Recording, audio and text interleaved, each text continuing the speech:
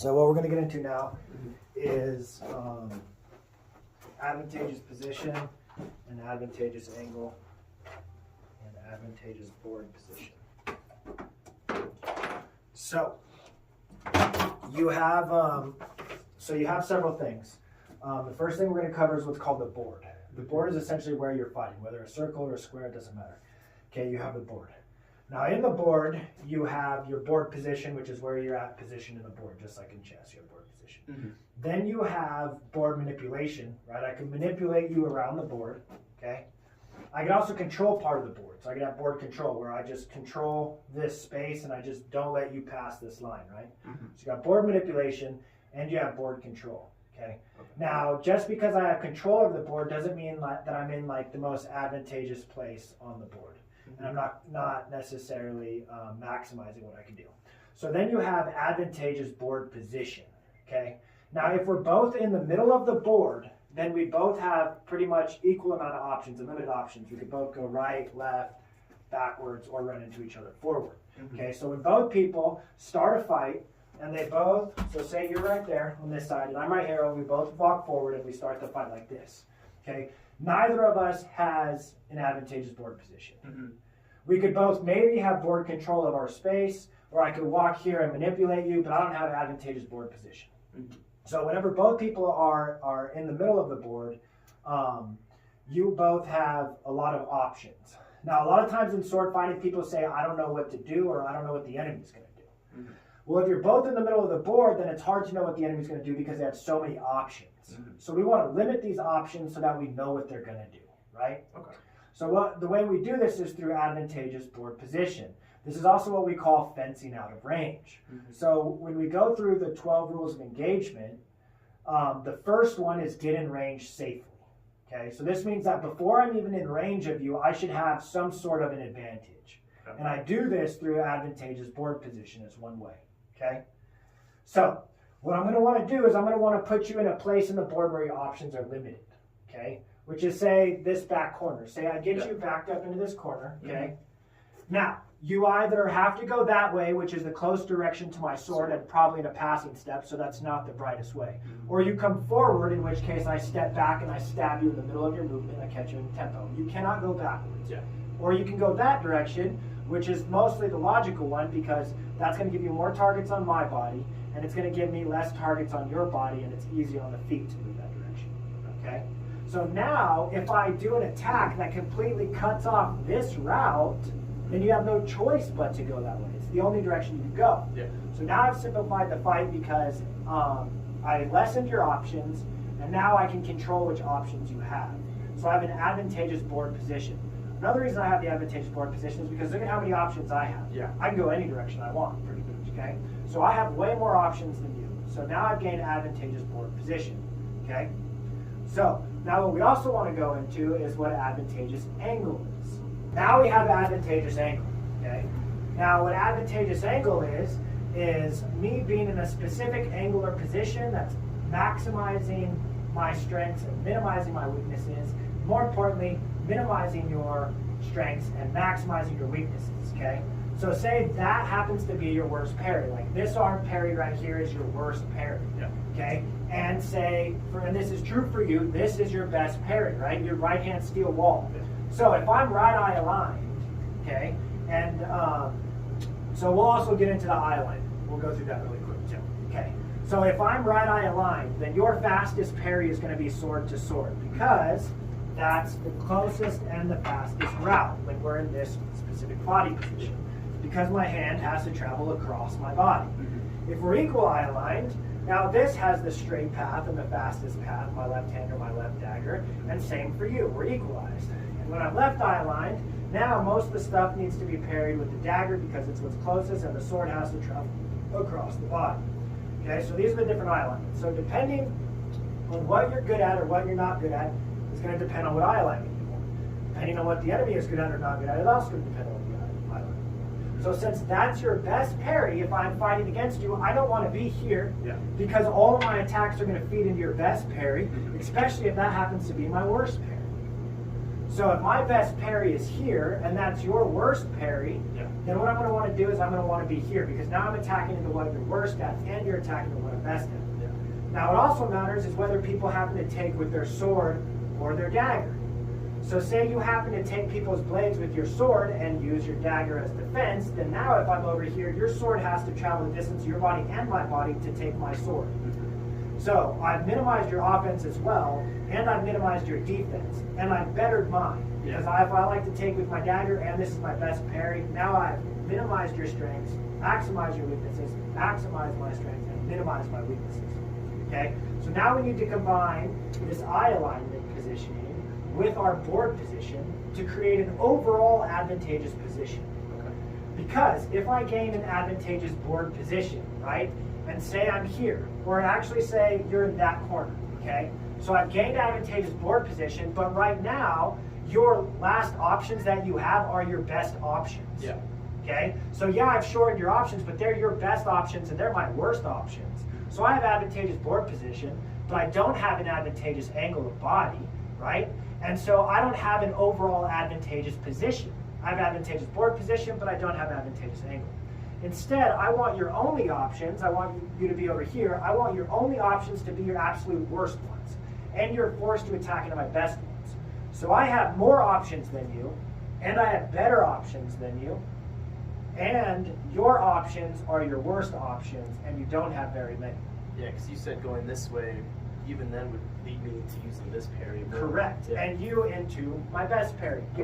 Now when I'm here and I have left eye alignment, okay, now the only option that you have, if I control this space, is your worst option, right? So I may throw a cut here, so you step there and you throw your attack. Now you've used the tempo of the foot and the hand, and I have this parry, and I'm also going to step where you're going to go into your worst parry. So I have high control of the situation. Okay, now what we're seeking as a blade of attrition is what's called complete obedience to the enemy. There's obedience which would be like, I gain over your weapon, put you into obedience, so you disengage. And you disengaged because of what I did. But this isn't complete obedience, because there's still a lot of things you can do. Now, having an advantageous position still is not complete obedience. Because if I'm in an advantageous position, meaning I have advantageous angle and I have advantageous board control, if I don't control where you're going to go next, I don't have complete obedience. I have an advantageous position, which is really good, but I need to also control where you're going to go to force you into a specific movement that I know you're going to do and then capitalize on it. And that's complete obedience, okay? Now, in order to achieve complete obedience, I must know and understand the costs of all movement. This is the second grand rule, okay? So the first grand rule is know the rules so you know when you can break the rules. The second rule is to know and understand the costs of movement. And this is part of what makes you a blade and why we teach the way we do and teach all the systems. Is so if I know and understand what you're going to do and the costs, now I can force you to do something. So if I have advantageous position, right, and I throw say I throw this cut and you step that way, well now I had advantageous position, right? But I don't have, I kind of have I have obedience a little bit, but I don't have complete obedience because I just threw a strike, not really knowing where you're going to go because I don't know the cost of movement. So I gained something great, but I just threw any attack. And the attack I happened to throw fucked my eye alignment up and gave you a strong parry. Okay? So this isn't optimal, right? So I need to understand what I need to do to get you to move the way I want so that I can capitalize on it. I don't want to gain advantageous position and then just throw any sort of random attack and waste everything I've built for. Okay? So instead, I'm going to get that advantageous position. Then I'm going to throw the attack I need to get you to step and do what I want, and then go into the move that I need to. And this is essentially complete obedience. Because now you barely have any options left. Your options are your worst options. You're forced to attack into my best options, and then I forced you into the movement that I wanted you to do, knowing you were going to do it, and then I stabbed you in the middle of your movement while you were tempo locked. So not only did I take all your options away, I caught you in the middle of a movement as well, and you're attacking into what's really strong in the enemy. Now, a good way to explain this is that, like, if you were, and the difference between advantageous angle and angle fencing. Angle fencing, the idea is that if I step, you have to step, and you're in obedience to me, and I hit you in the middle of your movement. Or that I'm getting offline, so that if I step over here, you have less targets, or I have less Yeah, you have less targets on my body, and I have more targets on your body. This is normal angled fencing, normal destreza, which is good and all. But if it's not taking into consideration what the enemy's good at and what you're bad at, it's not an advantageous angle. It's just maybe a better angle. Yeah. Right? So I need to take into consideration what we're both at in order to make an advantage. Because yeah, if I step over here, I may have more targets on your body and you may have less of mine, but if that's your parry, then I've now stepped into your best defenses. So it's like if I were to siege a castle and I heard that the castle had a hole in the wall, I'd be like, okay, that's a good angle to attack, right? Yeah. And most people would be like, okay, I'm going to hit that angle. But then if you find out that their best troops or a big part of their army is there, it's no longer the advantageous angle to attack. Yeah. Because that's where they're best defended. Even though they're weak in that area, right, in the castle analogy, they're not defended, or they're defended too well there for us to attack. That makes sense. So now we put all these things together. Now what we also need is our assessment. Okay, we want to assess the opponent in order so we know what their strengths and their weaknesses are, which is why the assessment stat is so important, right? So on my first attack I throw, I'm going to see what parry you do. Okay, and odds are if I can get you to panic parry, you're going to panic parry into your best parry. So say I do something crazy, boom, you panic, and you panic into your best parry. Yeah. This has given me a lot of information. Now I know which parry to probably avoid. And not only that, just like how we had taught with the assessment stat before, where say I attack down your center line and you're going to absorption parry, okay? And go ahead and absorption parry with your sword just for the sake of showing you. Okay, I'm going to register the distance that you parried, and every attack I throw after that, I'm going to compensate for that distance so you push it into yourself. Okay, so my first attack, I saw how far you parried, I gained a lot of information. Now the second attack, I'm going to throw it to the side of that so you push it into yourself, right? Now, not only that, I'm going to be deceptive about my first attack. So I'm going to throw it slower than normal and not at the greatest range. That way, you think you've gained information on me and I've gained a lot of information on you. And then on my adjustment, I'm going to throw it extra fast, extra quick, and I'm going to cover the range. Okay. So I've deceived you here and I've gained a lot of information. Okay. Now, the other part is that since I'm trying to get in range safely and gain advantageous position, when I do this assessment and this assessment attack, I'm also going to try and gain my advantageous board position and get you to back up into a bad place for you. Okay, so I need to do my assessments and I maybe assess each quadrant while I'm pushing you into the corner. So I'm gaining a lot of things here. I'm gaining information on you and I'm lying to you so that by the time I get you in the corner and get all my boxes checked and gain complete obedience, when I attack, I have an extremely high chance of landing it. It's up the percentage considerably.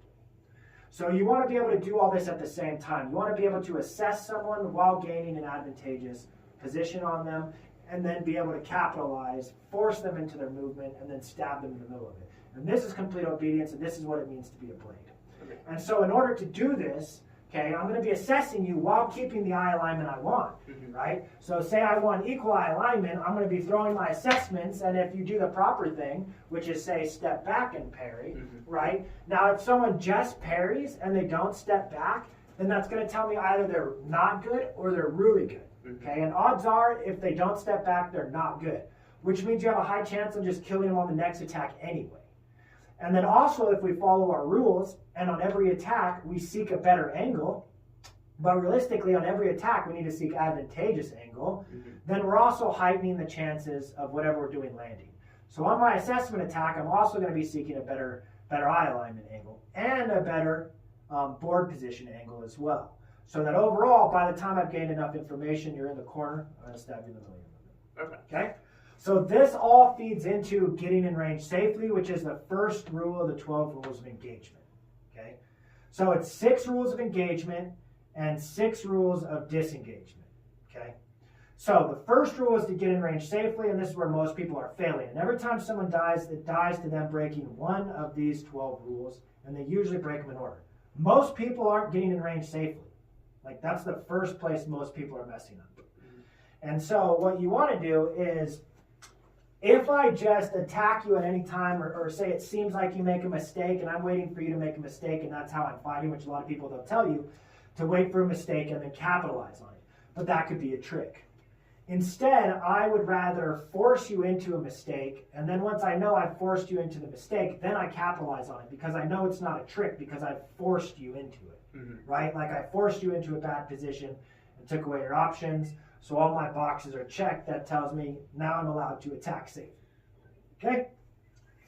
So one of the best ways that we're going to do this is first you want to know what your best parry is, right? And for you it's this steel wall parry and this attack. So you're going to want to stay right eye aligned. You're going to want to try and keep right eye aligned most of the fight.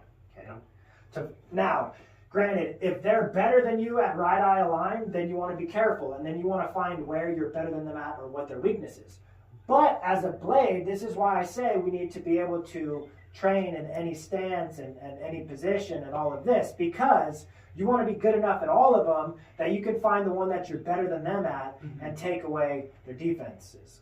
Because it might not always just be clear and blue, like, oh, my best parry happens to counter their worst parry. Yeah. Sometimes it may be like, okay, this is a really good parry, and you're like, okay, all their parries are pretty good, but which is going to be the most advantageous angle for me to attack? Like, which is the position that's going to make them weaker and me stronger? And it may be by a very small variable, okay? So say maybe you're really good at this parry with your dagger, but you're not good at taking with your dagger, right? And say maybe this is also my best parry with the dagger, but I'm better at taking with your sword with my dagger than you are. Yeah. Okay? So I may want to take that into consideration and may go equal eye alignment. Because now when you attack, I'm parrying with my dagger and you are too, but your fastest take is with your dagger. But you're not good at that. So you're going to do it with your sword, which you would have to go across your body in order to do. But I have a better dagger take. So equal eye alignment is more advantageous to me because I can take with the dagger, even though we're both attacking into each other's best defense. Yeah. But that just may be the best option that we can achieve. Okay? And now this isn't an end all. This is just something you work for, and sometimes it works and sometimes it doesn't. But it's just still a good goal to keep, and eventually one you don't have to think about. Okay? So the first thing we're going to do is you're going to try and keep right eye alignment with me. So every time I step, you're going to keep right eye alignment. You want to start being able to just look through my chest as well and kind of zone out, so you're also using your peripherals. When you start to combine this in with using your peripheral sight and then using your fencing off touch and being able to tempo lock people, you have an extreme advantage. Because just based on your positioning, you have good timing, right? And that's going to help a lot. Then based off fencing off touch, you have a huge advantage there because you're going to be able to respond faster. And if you're using your peripherals, when you do use your eyesight, it's going to be your faster eyesight than using your central vision. Okay, so this is pretty easy, right? You don't even have to think about it. We're sitting here having a conversation and you're able to keep it. But now where it gets more difficult is now you're going to have to keep your eye alignment and you're going to have to put me into which part of the room is best for you and which is worse for me. Which means every time I try and get out of my position, now what you want to do is cut it off. Okay? So you need to cut it off and maintain your eye alignment. So like if you were trying to go this way, like step into it. Yep, and now I can't go that way, right? I try and go this way, you go that way. And it starts to give you this really cool predatorial like feeling essentially where you're just stalking them down. And everything they do, they're like, fuck, I'm just getting in a worse and worse place. Yeah. Until eventually you get them exactly where you want them, okay? And now I can't go any further out of the arena, right? And I can't go that way because that's there. And so this leaves me the direction to go, which is advantageous position for you. Okay, so now that you've gotten me where you want me in the ring, now you have to figure out what attack you need to do to get me to step in the way that you want. And then you need to aim for that place, just like the max range drill we did, where whenever that item steps into your max range or the range that you want, you hit it. Okay? So what you want to do is you want to understand the cost of movement and cause me to move into a specific way where my body part steps into the range that you need and then target that area and hit it in the middle of the movement. Okay, so from here, what would you want to do then? Where do you want me to go is the first thing you want to think about. Probably this way. Okay, now how do you get me to go that way? By taking a step this Okay, way. correct, right? But what may happen now is now I have more options. Now I can go this way or this way, I have more space. So when you get me to move that way, you need to attack me right then. Gotcha. So don't let me move this way for free and start to get out of the corner because you went and now I went. Now I can start attacking you and you're going to have to step back and I have my options. Okay. So instead you got me here. Now you need to get me to move there and kill me in the middle of the movement. Okay? So think about what you need to do. Okay? And then from there, what do you need to do? From here. Okay, I step back and then maybe I did this parry. And then attack again. Yep. And then just go straight. So if you go there, then I'm just going to shut it down, and then now I'm free to go over here because your sword isn't in the area that you want to hit. Okay, so after the first attack, then disengage. Yep. And then come back. And then you come back. Or you can feint, all right?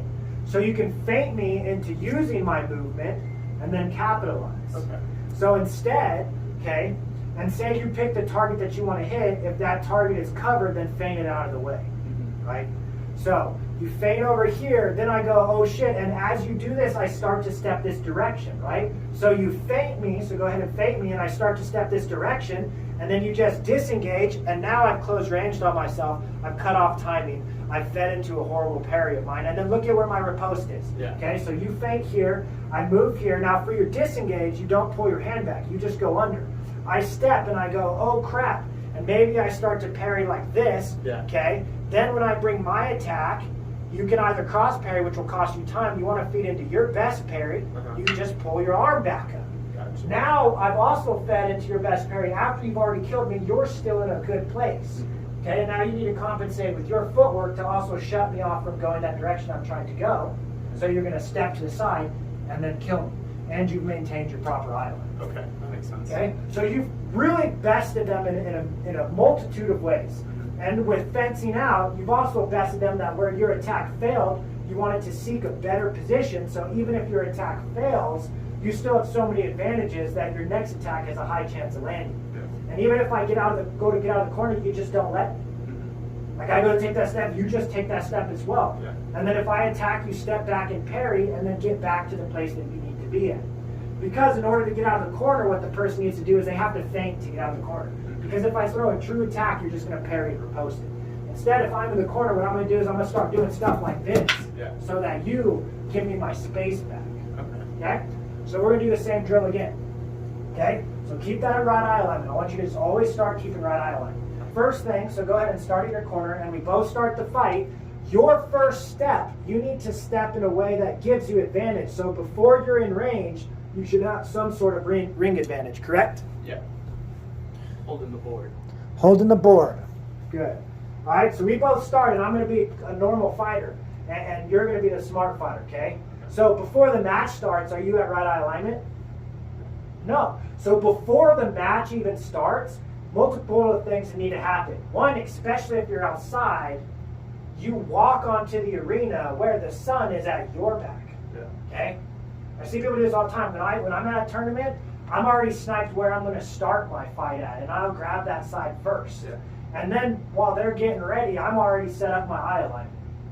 Okay? So before the fight starts, okay, I'm getting ready, judge's call, you should already be setting up your eye alignment. Because I don't give a fuck, I'm not paying attention, right? Yeah. So you have your eye alignment. Now what's the first step you're going to take? If I'm trying to maintain my alignment, keep you in the corner. And put me in the corner. What's going to be the first step that you would think that you need to make as soon as you come out onto the floor? Probably right here. Good. Okay? So go ahead and go back there. Okay? Boom, the match starts. Okay, you do what you need to do. Boom, you're already at right eye alignment, and you're in a decent place. Okay, now what do you need to do? Okay. If I'm trying to drive you back, You want to drive me back? then I would take another step this way. Yep, and I maybe step back. Okay, and then you go ahead and do something else. And then take another. Okay, now maybe I attack. But you're strong and you're panic parry, okay? So now maybe I attack again, but start keeping the angles that you need, okay? And start trying to drive me in the corner, but we're also fighting. So do what you need to do to keep pushing me there in the midst of the fight as well. Gotcha. Okay? So the times that I start to step back, you want to push, but push carefully. That way you're not sure if I'm stepping back just to catch you in tempo. Yeah. So you need to also have the line covered and everything that you need to do as I step back. It reminds me, and especially since you're leading into it, there was a move you taught like a few months ago where it was basically like if you take a full step forward and they take like a step back, you take another step forward, they take a step back, and then you take like a half step. To catch them in Yeah, tempo. to catch them in tempo. So that's what you have to be worried about. That's what you still have to be careful about. But I can push to you. So say I'm the one keeping right eye alignment, and I'm you, right? So we'll just act like we're fighting normally, okay? And you could go and try and catch me in tempo, but I'm still ready for that. But right afterwards, I'm still keeping my eye alignment, okay? And maybe you do that step to get me to catch me, in tempo, right? And then you go to catch me in tempo. Okay, I step back, but then I'm right back to it. Yeah. Right back to getting where I need. But that's why I'm being careful of the steps that I'm taking, because I know you may be trying to catch me in tempo. So I may be just feigning you to get you into the corner. Yeah. Now, granted, if I have enough boxes checked that I can get the kill, then I just go for the kill anyway. I don't have to wait until you're in the corner, right? But I do want to try and get you there. So everything that I'm doing is to seek a better position than the last position I had. That's why we always seek a better position on every movement, because I'm not necessarily just trying to kill you. If we're just fighting and I'm just trying to kill you, then everything I do is dictated on what you do. Yeah. But if you're constantly trying to gain a better position, then now you're going to fall for less of my feints and things like that. And it's going to be hard for me to control you because you're waiting to try and attack me. So now maybe if we're here and I just leave an invitation, you don't have all your boxes checked, so you have no reason to attack this invitation, so you don't fall for it. Instead, you feint. Right? So now you feint, you flip the trigger, I go back and you step back, and then now when I go back, you keep pushing for your eye line. Okay. Okay? That makes sense. Yep. All right. So we'll start back over again. Gain the eye alignment you want, and then begin. Don't let me switch my eye alignment. Good. Good. Now from here, do you have what you need? Yes. Okay, so now you control where I need to go. And then I throw the feint. Throw the feint. And then as I soon, come up, get that disengage, and boom. as soon Okay? as you step. Because you need to keep your eye alignment defensively. When you're in your defensive posture, that's best for you. Okay? Then when you throw your attack, you change eye alignment depending on if you want to use your sword or your dagger. Okay? Then depending on how they're going to parry, you need to change your eye alignment again. Okay?